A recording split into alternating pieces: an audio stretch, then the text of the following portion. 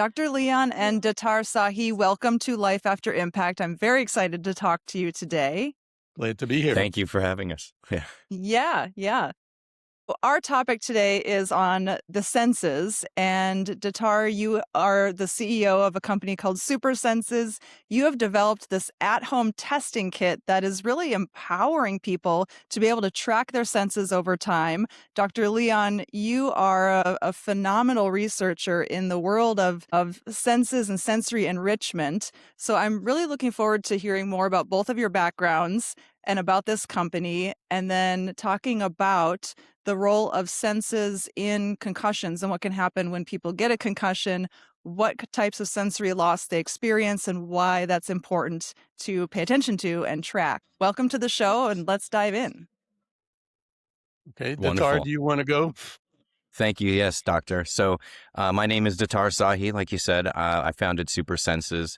And what we do is baseline and then longitudinal monitoring of all five senses. The way I got into this is that my mother is in a senior living community in Boulder, Colorado. And I was born in Hong Kong with my twin sister on Halloween. So it's a dense sentence and a lot of information for my mom to forget, especially being that our birthday is 1 week after hers. But on the day of her birthday, she did forget all of that information, and it was very sudden and acute and surprising. And so that started me down the long road of what did we miss. And she complained of things that we didn't notice at the time, or we dismissed at the time, and we just didn't connect at the time to broader neurological health. And so, it turns out that her complaints of the food were very much related to smell, which she complained about, but we didn't know was a significant issue at the time. And she had some vision issues, and she elected to only fix one of those issues. And so it remained a very large modifiable risk factor, as did the other sensory issues that she had. And so it made me realize that this isn't really a failure of care, it's a failure of tools. And with the great Dr. Michael Leon today, I can't wait to hear more about all of the great research that's been going on in olfaction and gustation, which is where we're so concentrated, especially after COVID. Yeah, absolutely. COVID really opened people's eyes to the things that we take for granted. And like you were saying, these things often get missed until someone else points them out. For example, many of my patients would say they didn't realize they had lost their sense of taste until their significant other said, "Oh my gosh, there's way too much salt in this food. Like, what did you do?" Because they couldn't taste. And so many times we don't realize that we are losing these senses until someone else maybe points it out. Dr. Leon, I'd love to hear more about your background because this is what you've been studying for many years. Yeah, so I'm a neuroscientist with a PhD in neuroscience. I'm a emeritus professor at the University of California, Irvine. We've been studying the sense of smell, the olfactory sense, for decades, and we've incorporated it into different ways of treating people with different problems. We've developed an effective treatment for autism using olfaction and other sensory stimuli. It turns out that the human brain needs a lot of stimulation, and if it doesn't get it, it can be subject to all kinds of problems. More recently, we've been looking at the aging brain and looking at people losing their memory. And it turns out that the human loss of memory correlates exactly to the loss of the sense of smell. And over time, anything that decreases the amount of olfactory stimulation, smells, also is associated with a loss of memory. So high pollution, smoking, stress, concussion, all of these things, menopause, all of these things really impact the sense of smell. Even a chronically stuffed nose will not only block the sense of smell, but it will also impact your ability to remember things. And even having a chronically stuffed nose increases your risk of dementia. And so Wow. Alzheimer's disease is really tied to your ability to smell things. And indeed, over the course of COVID, when so many millions of people lost their sense of smell, it was predicted at that time that there would be a big surge in the number of Alzheimer's cases. That's exactly what's happened. And so it's not just a correlation. It looks like the loss of the sense of smell really impacts your ability to remember things. And that's probably because there is a direct connection between the olfactory system, your senses in your nose, to the memory centers of your brain.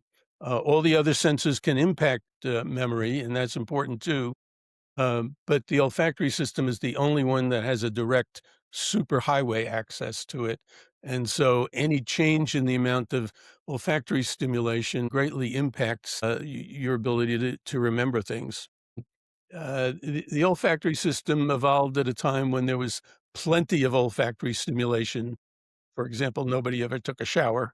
And so it's the only sensory system that's on 24/7. All the other systems take the night off.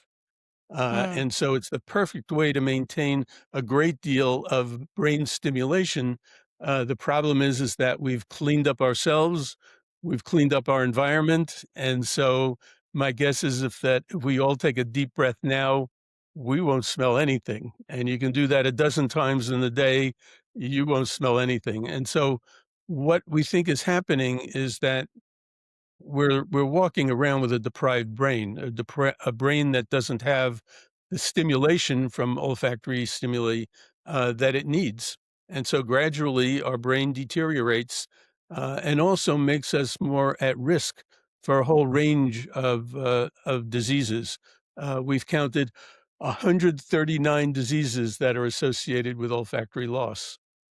Everything from heart disease, cancer, liver disease, lung disease, kidney disease, depression, anxiety, Alzheimer's disease, Parkinson's disease, Fragile X syndrome, Rett syndrome, concussion, CTE, traumatic brain injuries. All of these things are associated with olfactory loss. And it may be that when people have looked carefully, and these are very difficult studies to do, they've measured their sense of smell, and then they've tracked their medical history over a decade. And what they found is that very often the loss of olfaction precedes all of these other diseases. So Parkinson's, Alzheimer's disease, depression, multiple sclerosis, heart disease, all of these things have olfactory loss way before any of the other symptoms. And so it may be that the chronic loss of olfactory stimulation actually makes you at risk for these other disorders. I'm always shy to quote the science when Dr. Leon's around, and so I want to add some qualitative layers to this because obviously that's the world I live in. I think it's really important that when smell is quantitatively monitored and we see a decrease in the ability to smell, that also correlates with a reduction in mood and an increase in depression and an increase in even acute mental disorders. So this is. I look at it as two stages. We've got, the quality of life issues like safety and food and just smelling things that could be a hazard, and quality of life issues like, oversalting food, nutritional issues, and then the long-term effects of it, which Dr. Leon touched on. And the way that I like to talk about the long-term benefit is obviously cognitive health over time and depriving our brain and the stimulation of the brain over time gradually in ways that we don't notice, which we've just talked about. The way that really I have found to make this accessible to people is to just let them know and remind us all that every single memory that you have ever had came to you through your five senses.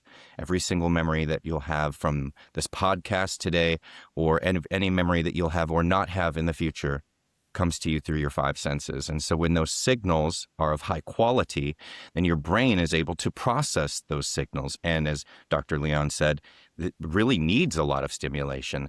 People think that our brain's job all day is to create, artificial anxiety in our lives. And that's not the case. It is actually processing sensory information. And that gives way to the ability to have consciousness or cognition. And so from my standpoint, and I hope I don't sound bombastic or hyperbolic, but the inputs into your brain as a result of what I've just said, then are the most precious thing to protecting our identities, ourselves, our consciousness. And they actually sit upstream of consciousness itself. That's a little philosophical, but it's also biological. And so that sort of brings it to life. So protecting the inputs of our brain allow us to stop concentrating on the outputs of the brain, which is what the medical community is doing right now, by and large, looking at memory tests, MoCA tests. And by that time, you might have had a smell impairment for a very long time, impacting everything that Dr. Leon just said. Right. Yeah. So this superhighway from the olfactory sense goes both to the memory centers of the brain and to the emotional centers of the brain. And again, when you lose your ability to smell things, you're at much greater risk of developing depression. And so that's the other part of this that is often ignored. And I should point out that all the senses turn out to be important, but we lose them typically as we age very gradually. And so people are reluctant to, or they don't even realize that the lenses in their eyes are getting cloudy, for example. They're losing their ability to see things clearly. Their ability to hear things also goes downhill gradually. And one of the great things that Datar is able to do is to make it clear to people that this is important and that they are losing it and they need to do something about it. Men are much more likely, I think they're 5 times more likely to have hearing problems, but they're much less likely to get hearing aids than women. Men just don't want to look fragile or something. But they can delude themselves by thinking, well, people are just not speaking as loud as they should. But when they point out that this is something that is really being lost and that has a great impact on the function of your brain over the longer term, it allows people to get much more comfortable with the idea of doing something to correct their hearing problems or their visual problems. Right. Raising that awareness of just how important it is to preserve your hearing, your smell, your taste, your vision, your vestibular inputs, all of that is so important. And certainly in the concussion realm, we spend a lot more time talking about vision and eye movement disorders and vestibular imbalance. And I think that there hasn't been enough of an emphasis on the smell aspect.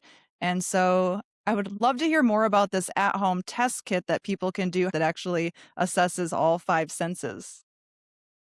Right. So, recovery should not depend on memory. We right now, it's incredibly common for me to get into a conversation and someone says, "Oh, I have the best smell," or "My wife has the best smell. She's so sensitive." And that could be true, but how do they know? And after a concussion, the data suggests that we don't actually notice sometimes that we have an impacted sense of smell. And so we're sort of trying to remember how good our smell was. And the thing about all of our senses is that we are unable to detect the absence of stimuli. If it's not there, how are we going to know that it's not there? And so biologically, you could have a pretty good sense of smell, say strong. On the other hand, it could be reduced. And maybe you just got over having a viral infection. COVID is not the only virus that can reduce your smell. And so what we're looking for is to arm everyone as early as we possibly can, at least one time in their childhood or their teens. Where are you? Are you neurodivergent? Are you one of the 10% of people who have a color blindness and you don't know it? Is there an issue congenitally with your left ear and from a hearing standpoint that you've just adapted to, just like we do after a concussion, where we just expect the food to not taste as good and we don't remember how much of a positive emotion was associated with that sort of ozone smell after a lightning strike or the first rain after a long summer. And, those things, we don't miss them when they're not prompted.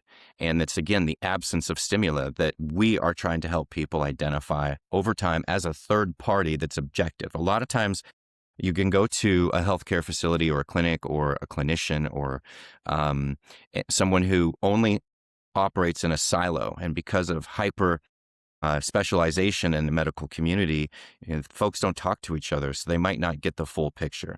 We've had folks that have taken the test and then gotten eye surgery several times and then reported back that it was the best decision of their life. We've had folks that wear hearing aids that are bone conductive, or they switch from AirPods to bone conductive headphones because they're not putting more signal into their ears and exacerbating the problem of hearing loss. Or to Dr. Leon's point, cranking the TV up to 90, which creates more hearing loss than the healthy frequencies. So there's just so much about everybody usually has an aha moment, and it sends us down this sort of path. I'll just add this one last thing. We are protecting the biology that makes the human species what it is, by preserving the biological inputs into this precious thing that we call our brain. We're preserving our own identities, and to be alive, isn't enough, but to have a life is especially in this world where we're competing with each other, but competing with, super intelligence now. So I'm very happy to be part of this, to see people take changes and responsibility for things that are really important to them, their mood, their memory, their identity, and to see where this goes when superintelligence brain chip interfaces get implanted into us and take these senses of ours to the next level. Mm-hmm. So it turns out that the human brain is very sensitive to getting hit on the head. And the olfactory system sort of mirrors every time you have one of these impacts. So even repetitive head bumps, as people who play soccer or football have all the time, that results in a loss of the ability to smell things. Going further, if you have a concussion, a mild traumatic brain injury, that also interferes with your ability to smell things. And having a traumatic brain injury finally also does the same thing. And you can treat these with olfactory enrichment. Some people call it olfactory training. And what that is multiple pleasant scents given on a daily basis. It's a sort of thing that we just don't have in our daily lives. But having that kind of repetitive, complex olfactory stimulation turns out to really help. So, for example, children who've had concussion can have their executive function improved by low concentration olfactory enrichment, different odors given on a daily basis. Executive function includes flexible intelligence, the ability to focus on things, the ability to not deal with extrinsic stimuli, and the ability to figure out things, how to get things done. It also has been seen with concussions in adults, and there they've looked at the brain and the parts of the brain that can be recovered from this kind of trauma. The frontal lobes of the brain, which again deal with executive function, flexible intelligence, the ability to get things done and to filter out things that are unimportant. And it also improves the part of the brain that controls motor coordination, the cerebellum. And the cerebellum actually has one of these direct superhighway pathways from the olfactory system. And so the olfactory sense both is able to tell you what's going on, that is, the loss of it tells you that something serious is going on. But more importantly, the use of olfactory enrichment, olfactory training, is able to recover the brain and actually treat it successfully. And can you talk about what smells you like to use or what certain scents you use in your olfactory training? And then I'd also love for you to talk about the research you did where you actually used an overnight smell therapy. So we use what people call essential oils. They were actually originally called quintessential oils because they thought they were very, very special. But they're natural oils. They're just odors that come from plants and fruits and flowers. People are much more comfortable with them than they are with artificially constructed odors. My guess is that they smell more pleasant because they always include some of the precursors and some of the metabolic products of these scents. And that gives you a sort of a smoother transition between nothing, a scent, and again, nothing. Whereas the chemicals have a single, sometimes irritating response. And so we just prefer to use natural scents. And We have used it to impact people as they sleep. One of the nice things about sleep is that if you give it to people, you get universal compliance because they're always going to be in their bed. They're always going to be breathing. And what we and many others have found is that it's very difficult to get people to do things, even if their life depends on it. And so we wanted to get olfactory enrichment without any effort. And so we've developed a device called MemoryAir that sits on your nightstand and blows 40 pleasant scents at you sequentially over the course of Wow. the night. We do it twice. So you get a lot of olfactory stimulation, the kind of stimulation that your brain really needs. And we have found in healthy older adults that olfactory enrichment at night improves memory by 220%, 26% relative to controls. Nobody's found anything like that. That's just a mile ahead of anything else that people have done. And others have found that if you give olfactory enrichment 40 odors twice a day, you can get people who are older adults and have dementia, Alzheimer's disease, to improve their memory by up to 300%.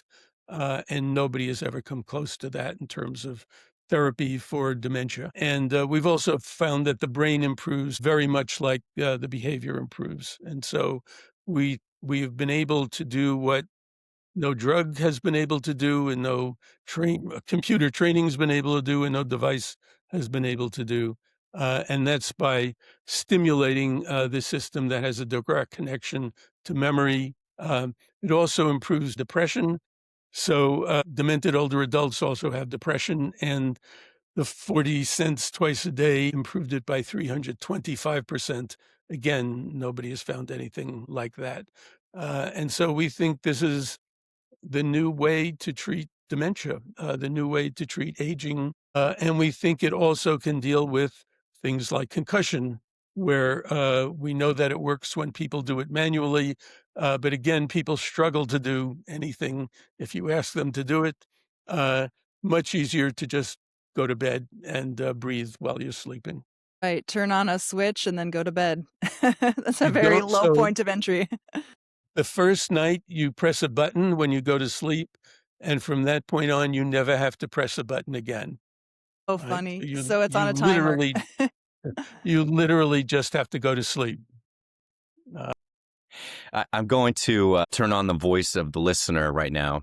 And what some of the audience might be thinking is, oh, cool, I'm just going to light a candle now, or, something like that. But it's really important, I think, to talk a little bit about some of the nuances here. So, for example, candles emit a lot of indoor air pollution, and they actually, certain fragrances that are not natural can actually harm the olfactory system. And so if you're going to do this on your own, organic, natural odors, nothing that's on fire, so on and so forth, at least for long periods of time.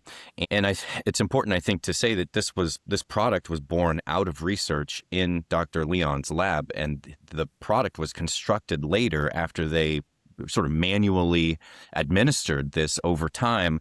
And I also should say that the data, correct me if I'm wrong, you don't turn on a device and then double your memory overnight. It takes about 6 months from the data I've seen. Right. And so you want to be able to do it. That's why compliance is so important. Even if you are a bloodhound in a human body like Dr. Leon, who smells 50 odors every single night before bed, which he's told me he does, this is far easier from a product standpoint. And I think while this can benefit everyone, kind of tying it back to what we're here to talk about today, everybody can benefit from a better mood. Everybody can benefit from being better at a sommelier, or just conversationally talking about what they're eating and drinking. It is important to notice when you really do need a product like this, and so that's what we're kind of specializing in. And right now, when you're an athlete, if you go down the field and you bump your head a few times, you're just asked, by and large, how do you feel? And so I think it really is important to get a baseline. I said once in childhood, if you do that, and then a few years later you're involved in full contact sport, you're able to kind of see what the impact of that is. And there might be other underlying issues, but by now, I think the listeners should understand how important the sense is. And we shouldn't be comparing ourselves to population data. So if you were to go out and you were to buy a smell test, which, they offer online, it's not going to be part of your five senses. And it's also not going to tell you over time how things are changing. It'll just say, you do not have an impairment, and, because you got this many right. Or you do, and it kind of leaves you kind of hanging. Those are the products I've seen, at least. And so what we try to do is not only raise the awareness, not only tell you how you're trending over time, but then give you things that you can do at home. We're big fans of Dr. Leon's work, his research, and his product that came out of the research. And we have a resource on our website that allows you to see, like, what are the most common at-home things that you can do for any of your senses, and then what are the things that you can do to discuss with your clinician, and then what are some of the emerging things that you can do, the emerging technologies that have strong data but maybe are not yet FDA approved in this type of a thing, and then things to avoid doing, like lots of candles. So and the sports arena isn't a place where we, to be honest, do a lot of work just yet. But I know that the NFL has protocols for things like this, where they say find something on the sidelines and see if they can smell it. That's what I've seen. I've actually seen other things where it's sort of in a protocol. It's like find something, but it's not scientific. It's not consistent. I guess I should say all of our tests are based on validated, peer-reviewed, gold standard tests. Our IRB validation human clinical study is underway at Columbia University, and also in the UK in East Anglia, where it's an IRAS study. So we're working with some of the best researchers in the world. And we just want to make sure that everybody has insight into their sensory health, and that if they do it one time in their younger years, that they'll know when exactly they really need products, interventions, protocols, and when it's a nice to have versus when it's something that could be a significant issue for them in the future if they don't take action today. Right. So just like a lot of these athletes are doing some type of baseline neurocognitive test so that if they do get a concussion, they can then repeat that test and see what has changed, you're recommending that at some point, these kids should also have their five senses tested, screen for any kind of issues that they may not be aware of. And then if in the future, again, a concussion happens, they can retest that and see if the concussion has affected any one of those senses. And then the other, I love that you brought up this idea, or the fact that synthetic smells and synthetic fragrances are different than natural ones. And I've always been a huge proponent of natural essential oils, buying the ones that aren't synthetic, actually paying the extra money for the ones that are natural. I myself have I would say a mild intolerance to synthetic fragrances. I don't like overly scented candles. I often tell my patients, do not put those trees in your car. I actually had a patient with severe neurological symptoms because he worked at a factory in, I believe it was like New Orleans, where they actually made pesticides. And on the same machines that they made pesticides, they were making those trees that people hang in their cars, the scented trees. Beautiful. Yeah. Right. And he had full body tremors after working at this pesticide facility for 20 years and just being exposed to all of those toxins. And so I'm a huge proponent of getting all these synthetic fragrances and smells out of the house, making sure that things are natural, because I do think that the brain knows the difference between those. Yeah. So talking about the athletes, we've just become an official partner with the National Football League Players Association, and there are, I think, 20 of them using MemoryAir at this point, because they have been bumping their heads against other players for a decade or more, and so they have a 400% increased risk of developing Alzheimer's disease. And of course, many of them have olfactory loss. Even the constant bumping the head, even if they don't get a concussion, is enough to give them problems further down the road. And your preliminary research suggests that by introducing these 40 different smells and stimulating the brain in that way, just like we stimulate the brain with visual information, auditory information, that being able to stimulate the brain with 40 different scents can actually potentially make a difference over Yeah. time. Yeah. And, it's been shown using manual stimulation, but people are just it's just hard for them to do it. And so having it done automatically solves that problem. Um, but the thing that makes people fall in love with MemoryAir is that it makes them sleep better. So people, particularly people with concussions and older adults, don't have much deep sleep. And deep sleep is very important because it's the time of the night when your brain sort of flushes out all of the toxic material that it's developed over the course of the day. And it literally pushes it out with arterial pulsing through the part of the skull through which the olfactory neurons come into the skull. It's called the glymphatic system. And if you don't have the glymphatic system working well, the brain sort of marinates in this toxic material, so it's been called the final common pathway to dementia. And what memory air does is it increases the deep sleep that your brain needs, and also, and we're testing this out systematically, improves the glymphatic function flow. So it gets rid of the toxins that your brain develops over the course of the night. Um, and that allows you to have the ability to sleep through the night. And so that's why people fall in love with it. So for the first time, sometimes in decades, people are sleeping through the night and they're feeling refreshed, partially because they get more deep sleep, but also because they just get more uninterrupted sleep. And that turns out to make all the difference the next day. And so we didn't make this to be a travel device, but people are taking it when they go on trips because they don't want to miss out on the good night's sleep. So that's been an extra benefit. And I think it's one that is really important because it gets people to use it all the time and because they have an immediate positive effect. Have you identified specific essential oils that have a stronger impact on deep sleep? We're collaborating with somebody who's done just that. And we think we can uh, uh, make sure that people get adequate exposure to those specific odors. But from our perspective at this point, the critical feature is the multiplicity of odors, having a lot of different odors, because in the course of your life, you simply don't get much in the way of this kind of enrichment.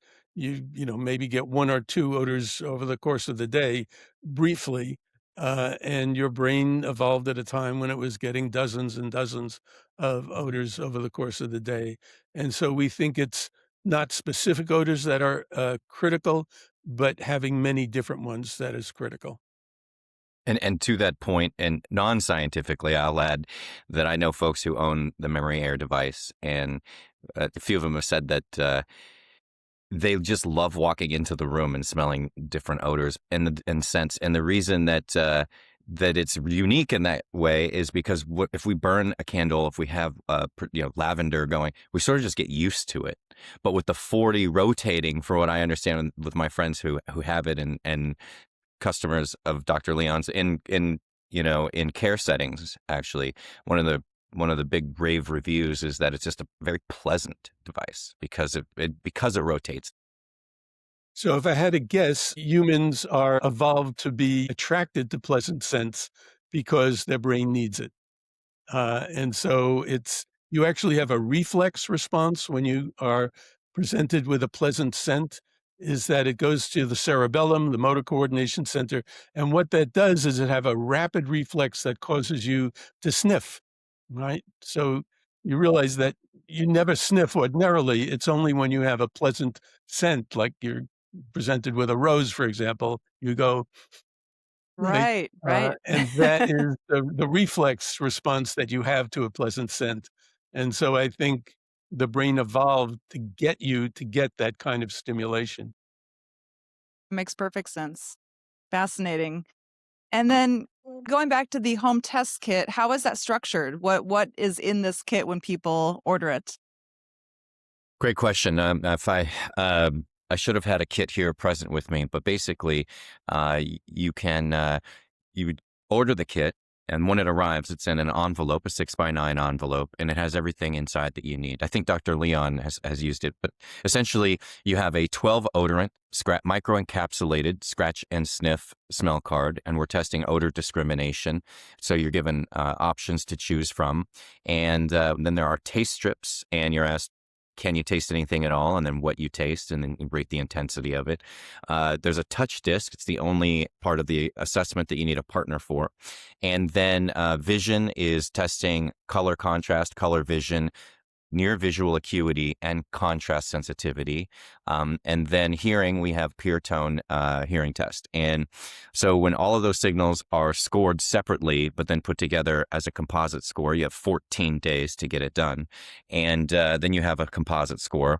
And if you're using items like MemoryAir, if you are eating healthier, if you're sleeping better, then you should see changes in other vital signs. But this one is sort of the neurological vital signs, so the way that it would show up neurologically. And the last thing I'll say on that is I do talk to a lot of types of customers: clinicians, senior living, employee benefits, consumers, people who are worried about their parents.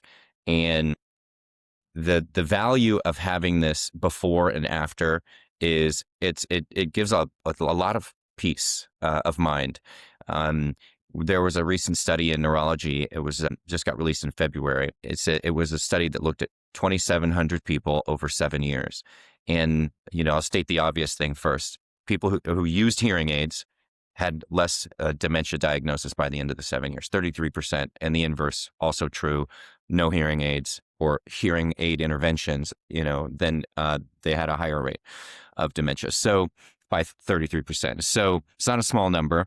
That's not the surprising part. The surprising part is that there were a battery of cognitive testing that went along with this, MoCA tests and other sort of things that looked at what I described earlier as the outputs of the brain. How good is your memory? What is the physical structure? Are there plaques and taus? And that's where all of medicine is really focused right now. But if you focus on the inputs of the brain, the sensory health predicts the brain health over time. And so, the work that we're doing is showing really amazing, I would say we're really helping people, but the best is yet to come. And you make a good point, too, in the sense that sometimes people may independently go get their hearing tested or independently go visit an eye doctor. But the beauty of what you're doing is you're saying we need to look at all five senses as a conglomerate in one moment in time and track that over time as this way of having an early indicator of, hey, something might be wrong. That's right. Yeah. And we're not a diagnostic company. We're not going to say you have dementia or you're going to get it. So that's important to state. What we are is a window into how well your brain is receiving inputs and processing them. And that is very, very important as your brain ages. And the earlier you identify those things, the sooner you can do something about it. And there is a window, up to which, and the years where interventions look the same as when they don't work. And so the only way you're going to have visibility into this is to monitor it. And otherwise, we're flying blind. No doctor, no clinician can tell you how your brain is going to perform in the next 5, 10, 15 years. But if you're diagnosed clinically with a major smell impairment, then everything Dr. Leon said is going to be associated with that. And that's just one sense. And so every sense behaves in the same way. And what I would also say is that it's not all or nothing. Moderate impairments are very strongly associated with the same through line. And hearing in particular, we're every 10 decibels of hearing loss, which you'll never notice because, audiologists are really looking for significant loss before a hearing aid is actually going to be recommended. And so, the hearing range is between 50 hertz and 20,000. They're commonly testing starting around 8,000. And so they're not even testing the upper ranges, which are the first frequencies to be associated with hearing loss and future cognitive decline. And so what we hear from our customers is that it's nice to have this information to look at and not be told by a single clinician with a single, sort of intervention behind them. And so, for example, one person was told that they need eye surgery. They didn't get it. Then they took our test and then they went and got the eye surgery. And so it really supported what the clinician had said. And they said later that it was the best decision that they've ever made. And they're actually on our website in a full testimonial video about it. So I think this is one of those things that has been right under our nose. But we just take for granted, and we are overconfident in our senses. And some people say they're so sensitive, but that could be psychosomatic. You might have normal smell and average smell, but just be sensitive to it. And so we're getting to know ourselves in a lot of ways by doing this. And if you talk to an optometrist, they know how important your eyes are to brain health. And if you talk to an audiologist, it is actually technically the largest modifiable risk factor for cognitive decline. But smell and the whole body of olfactory and gustatory science is just thriving right now. That's where a lot of new work is being done. And so we're just trying to help tie it together. And it's really a dream of mine to be in conversations like this and to be contributing to such a great body of work. And Dr. Leon's been at this for many, many years. And, I'm just super thrilled to be able to help make a difference. Amazing. And then how do people access your test? Is it only through clinicians, or what are the ways that people can get their hands on these test kits? Yeah, I would say a couple things. Number one, yes, top tier longevity clinicians are adopting this. We've got clients from across the nation. I'll just name a couple of recent ones. Dr. Jeffrey Gladden and the Gladden Longevity Clinic, Palm Health in St. Louis. And then we also work with senior living. We're part of the Age Tech AARP collaboration. We just graduated there. They're introducing us to quite a few folks, especially nonprofits who really do care about long-term aging. We have found, unfortunately, that sometimes the economics are such that some of these senior living communities are not as invested in the long-term care. And that's unfortunate. But a lot of the nonprofits that we're talking to, large ones as well, I might add, are extremely interested in preserving the neurological health of their residents. And so it's hopefully a matter of time before this becomes a consumer expectation, as we're going to advocate for it to be. And we're really pleased with the early adoption. You can also come to our website. We sell it there. The kit is $299, and that's everything you need to test everything for the entire year, and with exception of taste strips, which are consumables. And the last thing I'll say is if anybody needs a kit and they're just worried about their parent or significant other or something like that, and they can't afford it, drop a note in to the website, and we'll figure something out. We're really big on accessibility, and it is a lot of science went into this, so we do have to make a business out of it so we can serve even more people in the future. But I just want to make sure that people have access to this care. So if that's you, feel free to reach out to us on our website, and we'll see what we can do. Amazing. Wonderful. Thank you. Question for Dr. Leon. If you had all the time and money in the world, what would be your ideal next concussion-focused research endeavor? What would you do?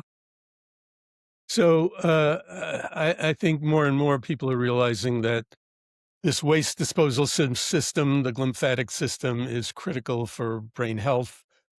We think this is going to be the next breakthrough in the area.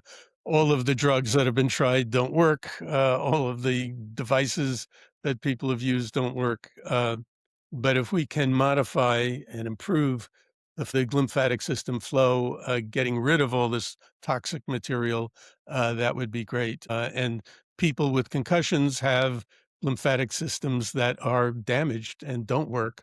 And so that is, we think, the problem that underlies the problems that they have with their brain and behavior.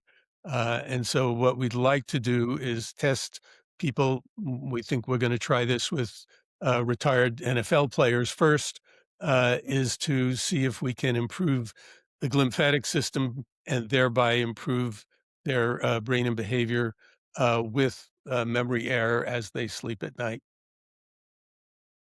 I love it. Well, I can't wait to see the outcomes of that. Us too. Is there anything else we haven't covered that you'd like to talk about? Well, I just say that big benefit of the SuperSenses program is that nobody is going to go see, half a dozen doctors, even over the course of the year, to test out all of these things. It's just something that people can't or won't do, and they particularly won't do if they don't realize they have a problem. And so, what this does is it brings to the fore, um, in a very rapid, condensed, easy way, to get people to realize that they may have a problem, and then they can go get the treatment that they need. Otherwise, they'll go through the rest of their lives and they won't realize it until it's too late. Yeah, and I agree. I mean, I have people come in all the time after a concussion, and I'll ask them how is your balance, and many people will say, "Oh, my balance is great." Well, and then when I get them on a foam pad with their eyes closed and start moving their head in different positions, they quickly realize their balance is not great. And so you're right. People do tend to just assume that things are intact and working until they are properly tested. And there Or aren't too many doctors or neurologists that test for taste anymore. And so I think, you've got such a great opportunity here to do a screening for people on all of these things and to try to help prevent people from falling through the cracks.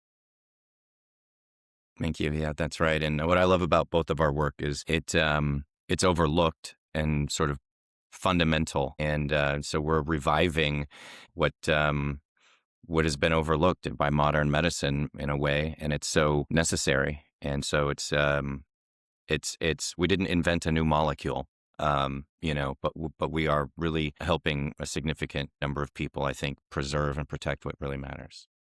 Hmm. Yeah, lovely. That's so important. I'm on board. Happy to help get the message out.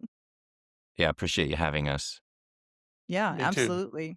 And for our listeners, what is your website? Where can they go to learn more?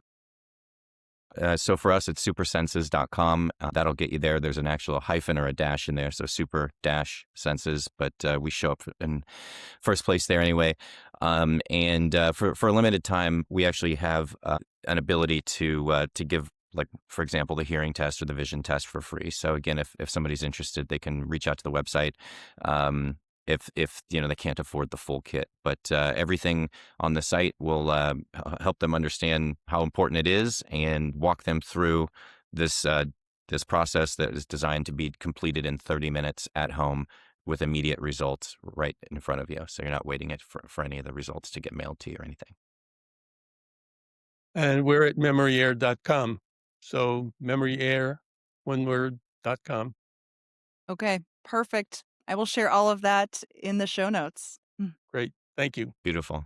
Yes, wonderful.